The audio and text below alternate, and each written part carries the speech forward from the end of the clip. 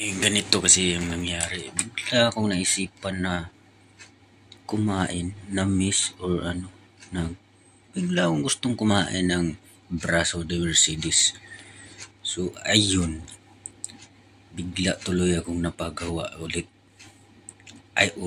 Napagawa tuloy. So, dahil nag-crave tayo, nagawa tayo. Ganito siya. I-try kong ipakain sa ating kasamahan ng mga Europeans. So, intro muna tayo. Kusinerong hilaw, sweet dessert, naks naman.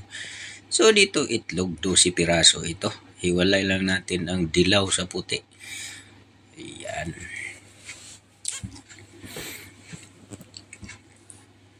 Mayroong naisama na kunting dilaw pero tinanggal na natin dyan. Baka mag-cause yan na hindi aalsa yung ating meringue. So, kalimutang mag-subscribe. Ayan, nilagyan na natin ng cream of tartar yung ating egg white at hinalo-halo na natin ito. 2.5 teaspoon yung daming nilagay ko sa 12 pirasong egg white. So, ganitong consistency niya. Nilagay ko na yung asukal, di ko na i-video, pasensya na.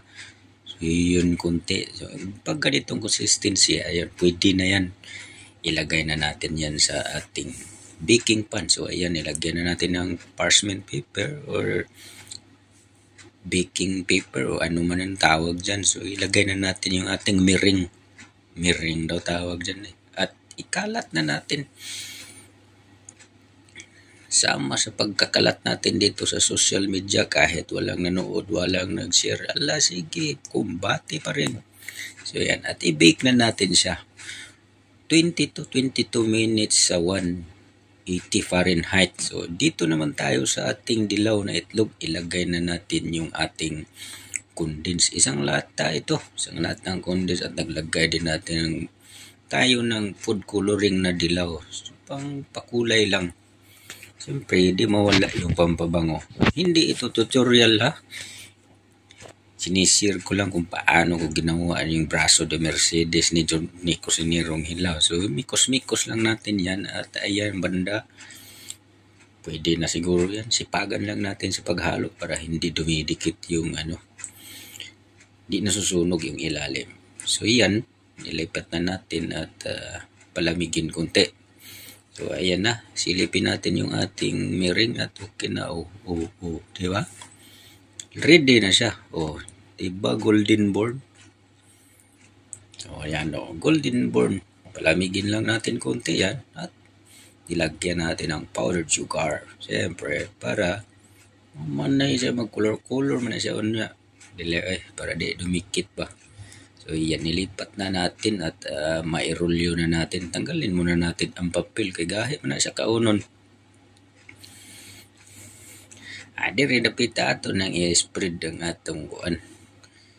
Gusto nung pwedeng i-spread na siya kung parang relax talaga siya. Yung ginawa ko kasi, bahala na kasi nagmamadali na ako kasi oras na ng lutuan, di pa ako nakapagluto ng tanghalian yan, kaya minamadali ko na. So, yan, naroll na natin siya.